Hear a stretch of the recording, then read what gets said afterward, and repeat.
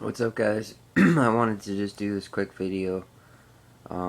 Just gonna show a couple things about this, and also there's a couple little, like just one or two little sort of recommendations for using it that I wanted to show the new owner. So, yeah. Anyway, though, here it is, and like some of the stuff from the post that you can see that I was talking about is like. Basically the whole idea for this was just like, I mean, I wanted to, the original idea has a lot more to it. I actually want to put like a little hard drive in there, and a bunch of fancier stuff. But, I mean, you got to start somewhere, right? So I just wanted to actually just put stuff in a box and just try out the idea in the first place. And I'm glad I did, because there's a lot of little challenges and things to wrap my head around that I didn't expect. But yeah, anyway, some of the stuff about it, I'm really happy with how it turned out. I'm actually really proud of this thing. I love it. It's a cool little thing. It's just a little trinket, but I mean, it's neat. It's a conversation piece, if nothing else. Like, and it's a cool nightlight. Like, if you have this up on a nightstand or a dresser or something like that, it's really neat. It actually gives off a really pretty good ambient lighting. I split it up, like I mentioned in the post, into, I broke the circuit up, like all the illumination up into two circuits. That way you wouldn't have to just be running full out all the time, and kind of give you a little bit of options.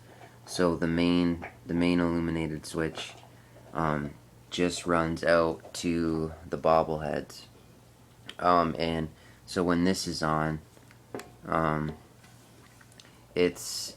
you're only running these guys, and that's like perfect. Kind of that was sort of the main idea of what I had for like the economy mode of doesn't use a lot of power. This would be ideal for like just if you had it on a dresser or a nightstand or something like that, flipping it on, leaving it for the night, and it'd go through the night no problem. It's the bank that's powering this is back here. You can see with the indicator light on. Comes on when anything's drawing power. It's a 5,000 milliamp bank. The eight 5mm between the two bobbleheads plus the one accent in the switch, all running at 20 milliamps. You know, it's 180 milliamps. It's not a very big draw, so it's gonna last a long time. So yeah, you can sort of leave it on like almost like a power saver mode, like this kind of thing, or you can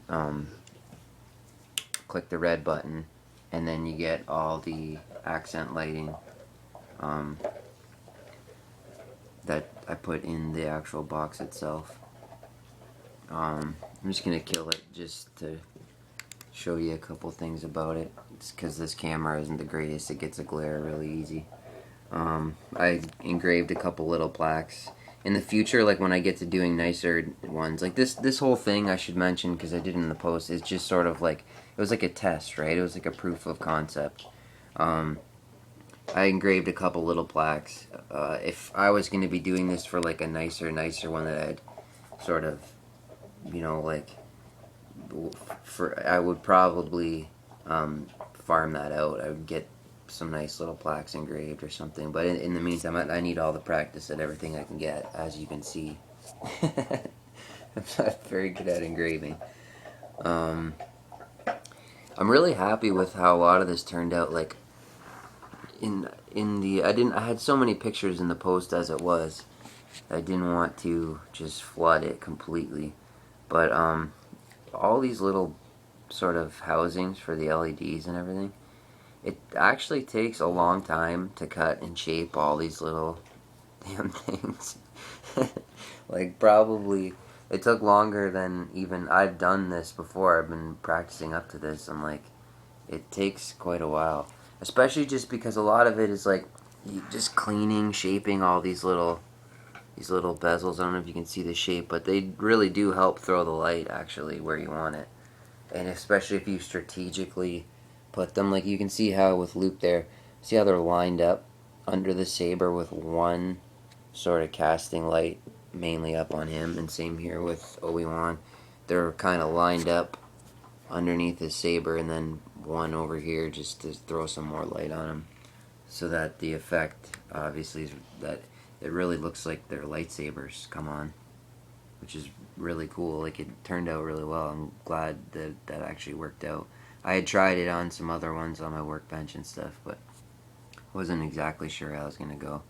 I like how this looks in here when it's not lit up and just the bank is on. Have a quick look inside here. So yeah, I like how just sort of using the functional stuff. Like, it's already cool enough looking. I like the idea of sort of leaving a lot of stuff exposed. I didn't try to get too fancy with this one being sort of like the proof. I just sort of, it still has a nice look to it though. I kind of segmented. I mentioned in the post, like, if after you look at this for a while, you actually can see both circuits clearly distinguished. The stuff for the box is in yellow and orange. Yellow is the positive. And then the stuff for the bobblehead circuit is blue and white.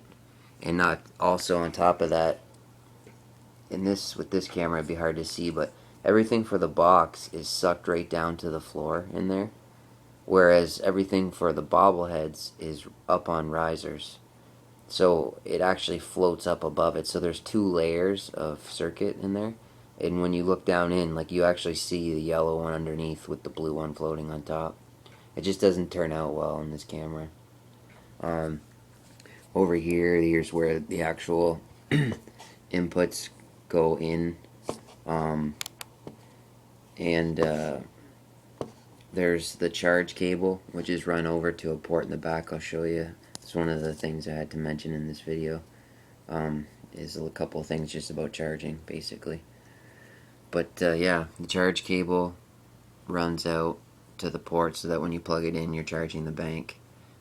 Here's where everything comes out through USB to all this stuff in the box, and I use clear heat shrink so that, again, it won't show on this camera, but so that way you can see everything as it breaks up into its different colors. So yellow goes up to the box, blue goes to the bobblehead circuit, white are the negatives, and orange is also a negative in there too.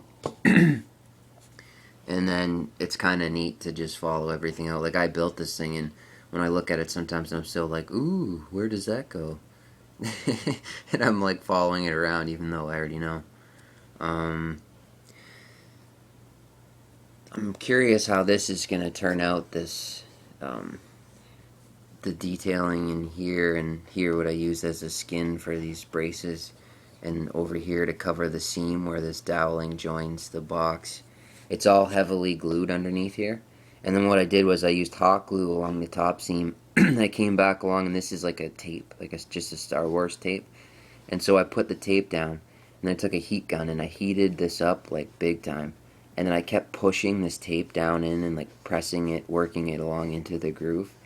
And my hope was that with it being super hot, it sunk right into the hot glue, and the hot glue is now kind of all up in these seams right under this tape.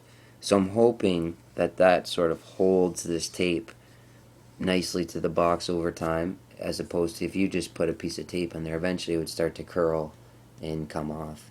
So I'm curious if this idea with sort of using the hot glue soaked tape, if it will work to sort of be like a, just a skin over top of that seam, that crease where this meets the wall. None of the screws are sunk all the way through. They're tiny 256 screws, so you didn't have to worry about that.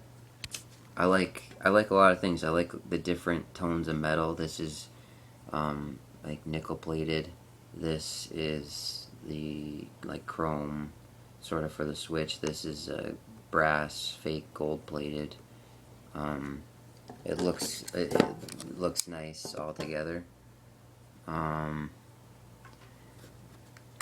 And So, oh, and then yeah, also these I got. You'll see like in the all the pics on the post. You'll notice that I've got a little piece of paper under there. It's just because I noticed that on camera, these purple underbody lightings or whatever you want to call it here, they tend to look blue, especially next to the bobbleheads.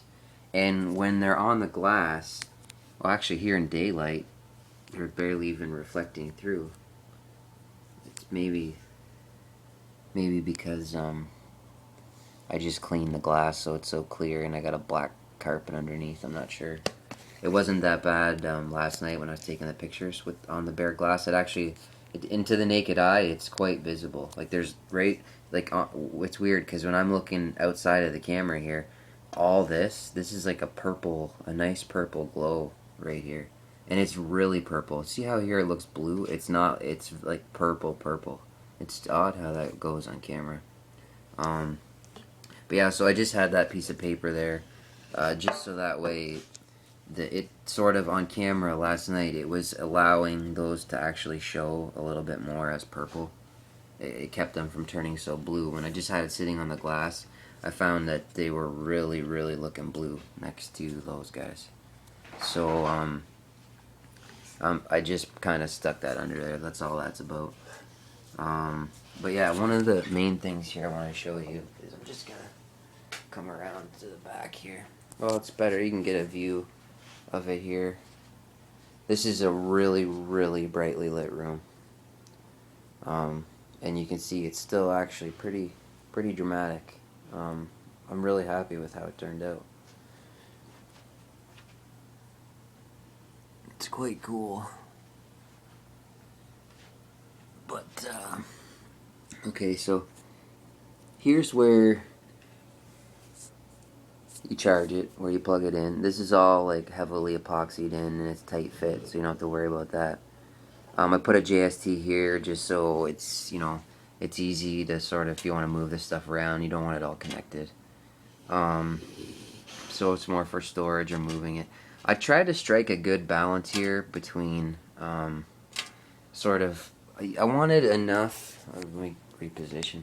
I wanted enough cord so that you'd be able to sort of move them around, right? Like set them up however, if you wanted to move them all on one side, or depending, let's say you put them on a shelf that's got a bunch of stuff to display. Maybe you want, like a little bit of play so that you can sort of like move them around, have one guy sitting up on a book and one over here or whatever. So I wanted a little bit of sort of extra space for them, but at the same time I didn't want a nightmare of wire back here, like just a big tangle mess of wire. I didn't want it to look cluttered because the design aesthetic is sort of a Frankenstein, cutaway view into guts and stuff like that.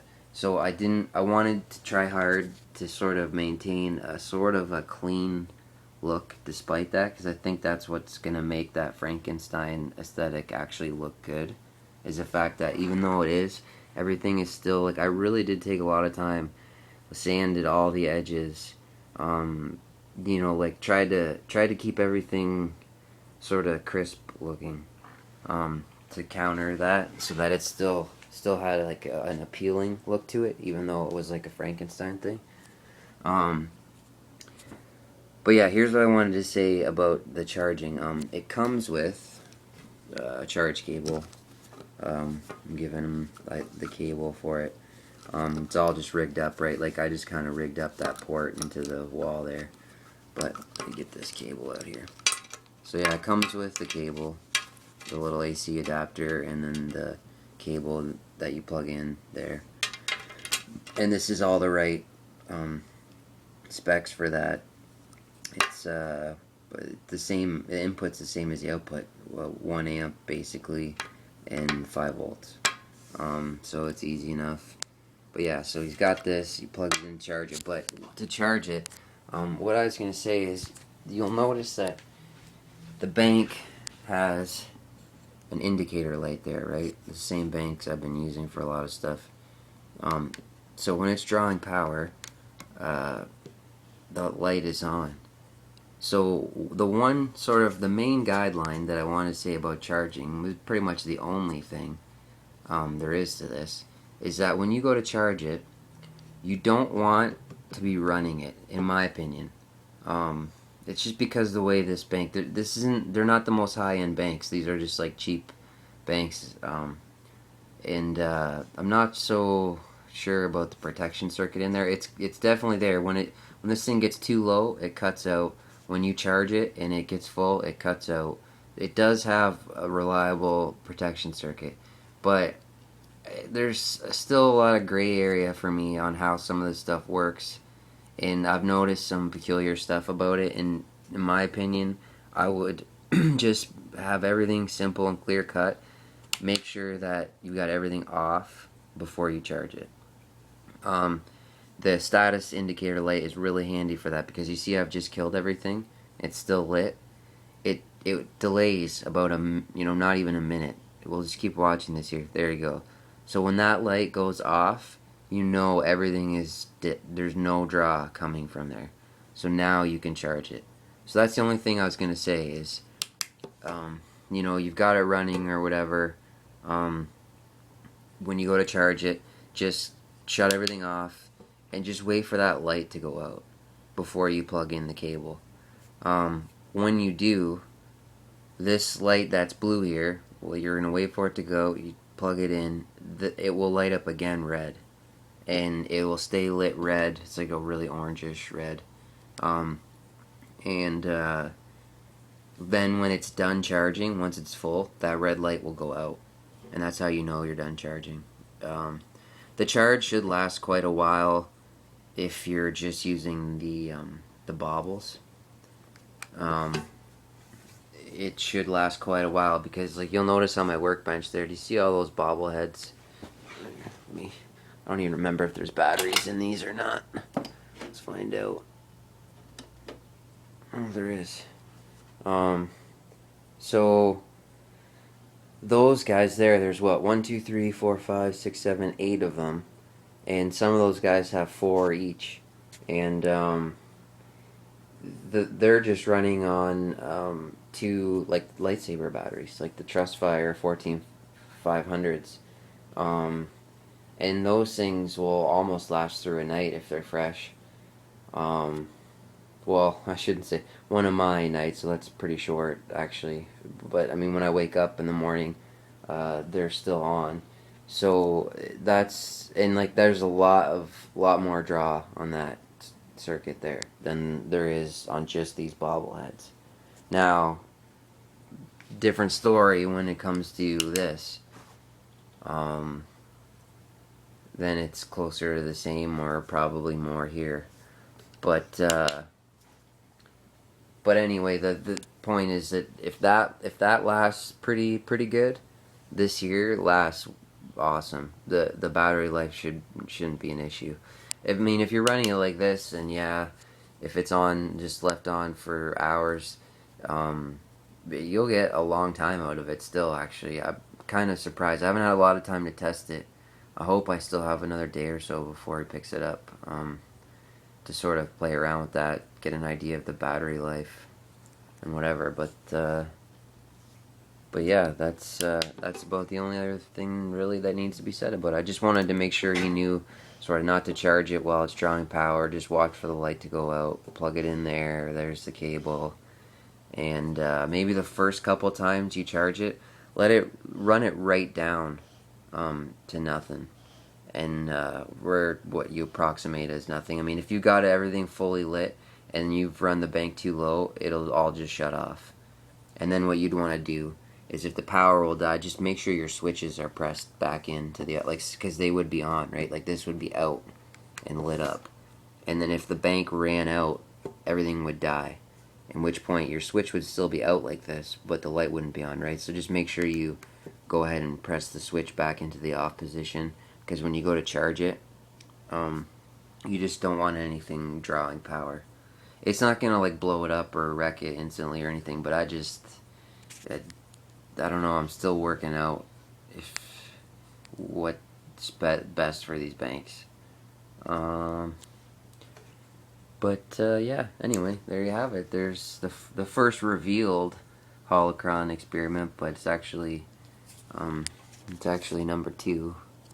I don't know if you can see that or not. But here, Luke, give us a hand. There you go. So it's number 2. And yeah, hope you guys think it's cool. And Josh, especially you, buddy, happy birthday. And yeah, hope you like this thing, man. I think it's freaking cool. I just want to make myself one so bad now. Thanks for checking it out, guys.